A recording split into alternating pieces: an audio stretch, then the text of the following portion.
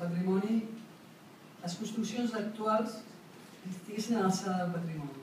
Per tant, reclamava i era exigent en la qualitat arquitectònica i social d'aquests edificis. Ell parla, quan parla de Tres Torres, ho aprofita, ho desvia, per mostrar l'arquitectura dels seus contemporanis. Hi ha obres ja del Bofill, de tots aquests arquitectes dels anys 50, i els defensa. El que havia fet amb l'art, el fundador del MACBA, per tant ho feia igual amb l'arquitectura, reivindicava, i en el llibre del 72 són les petites coses que potser en el 52 no hi són, hi ha petites coses, però si una és la bona arquitectura perquè ell ja intueix que serà patrimoni.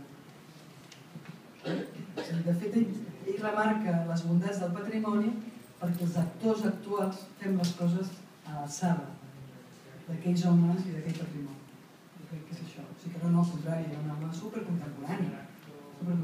Perquè com que coneixia profundament la tradició, era contínuament modern, contínuament vanguardista, perquè estava connectat a l'essència de l'art creatiu.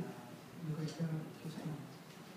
Gràcies per la pregunta, perquè si no, és veritat que això ho hagués hagut de dir.